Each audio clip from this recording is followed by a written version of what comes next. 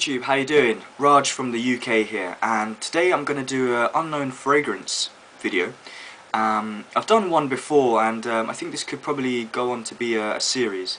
Basically, if you don't know about it, it is me giving my thoughts, could be first impressions or maybe full reviews on fragrances or brands which I've never heard of before. They're unknown to me. I've never seen them on YouTube, I've never read about them, never seen them in a shop, and this is me kind of just trying to expand my knowledge of fragrances, trying to get my nose on as many new fragrances as possible, which is something I love to do. And today I'm going to talk to you about a couple of fragrances from the house of Illuminum. Illuminum are a British brand, and they were founded by a guy called Boadi. He's the guy behind Boadi the Victorious. Definitely a line worth looking into if you haven't heard of that. And it's quite a new one. They were founded only a few years ago, and it came into the spotlight recently because Kate Middleton wore one of his fragrances called White Gardenia Petals at the royal wedding. So sales of White Gardenia Petals just went through the roof, and actually became completely sold out, and there was a waiting list for it. So this house was kind of like projected into the limelight via Kate Middleton wearing this at the wedding. So I'm just going to start off with kind of pricing, actually, because this is a niche fragrance. 50 ml will cost you £70. Which is about $140. I've seen it priced on Lucky Scent. 100 ml will cost you £100, and that's going for about $190. So it's definitely pricey. It's definitely up there. I'm going to give you my thoughts on a couple of fragrances now. The first one is Wild Tobacco, and in terms of notes, you're getting clary sage and clove in the top, heart notes of tobacco and Virginian cedarwood. And in the base you're getting labdanum. So in terms of what I get, I have to say, when you first apply this is really strong. I mean, it's almost off-putting to some extent. You have to let it sort of just melt into your skin a little bit, let it dry down slightly. And what I get in the opening is something I actually really like after about 15-20 minutes of it calming down. It's very sort of spicy. And I also get a note which isn't listed in the note breakdown, but I get a tea scent, a sort of a black tea scent. Quite strong, actually. And I've tried Tea for Two by L'Artisan Parfumeur, and I think this one is actually stronger than that. I'm a little bit surprised that I haven't read that tea is an ingredient or a note in this one, but I really get that from the beginning.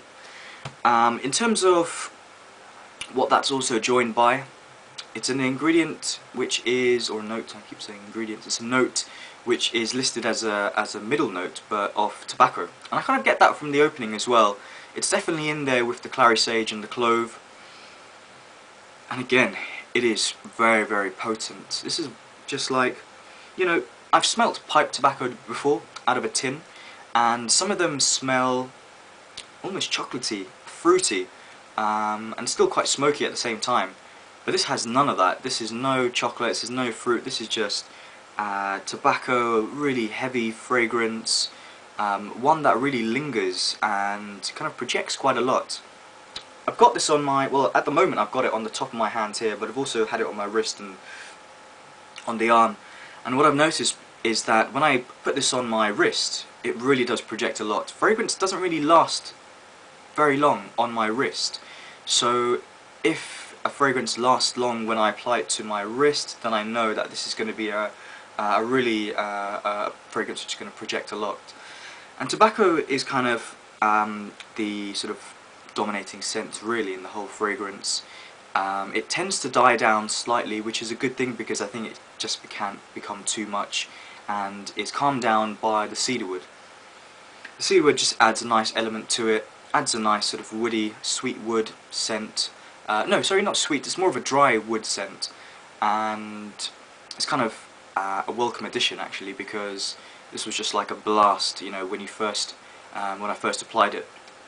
This is just a first impression video. I've only worn this on about 3 or 4 occasions, so I can't really give too much of a view.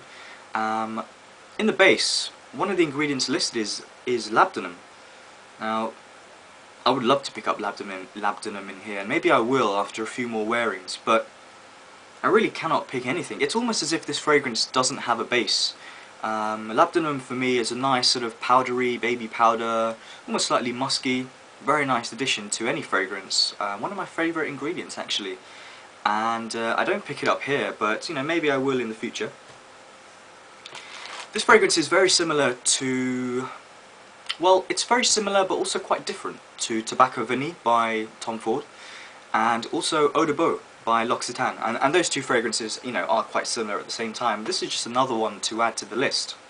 I would say that it doesn't have any sweetness like Tobacco Vanille, and it's not as good as Tobacco Vanille. It's probably more similar to Eau de Beau, but to be honest, I don't think it's better than Eau de Beau. If you're looking for a much cheaper alternative, go to L'Occitane.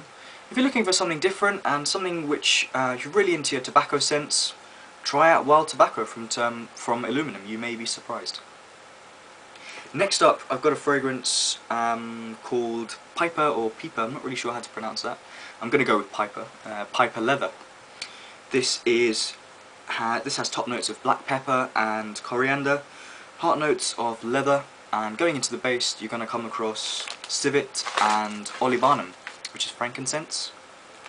This is actually out of the two, and I've got four Illuminum fragrances in total, but out of all of them, this is probably my favourite.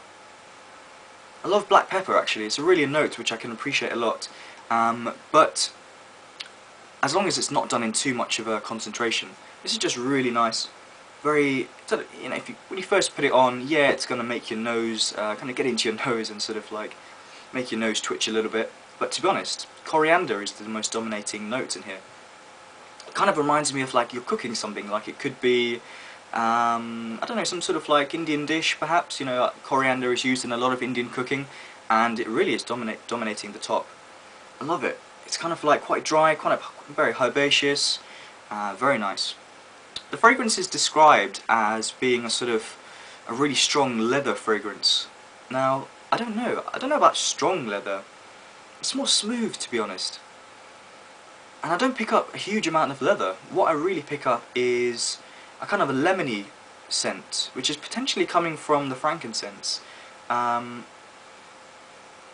Almost like it could be bergamot. Again, it's an ingredient which is not listed in the notes, but it could be in there. It's definitely, I'm picking up some sort of bergamot, some sort of citrusiness, which is starting to creep in there a little bit now.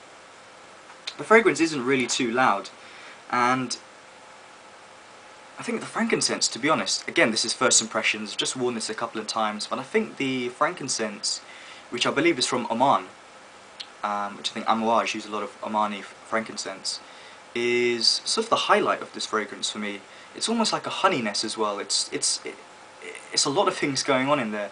Not necessarily from the frankincense, but it's great.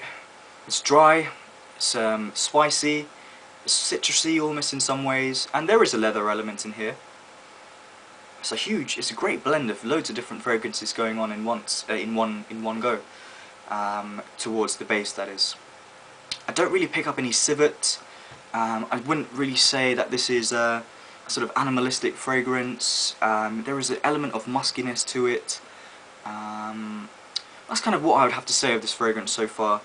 Out of the two, I would recommend them both. I would probably recommend Piper Leather the most.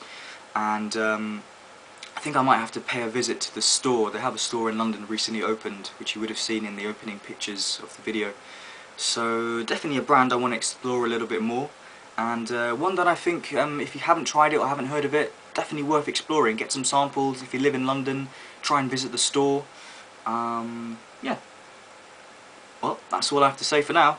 Thanks for watching, and see you next time.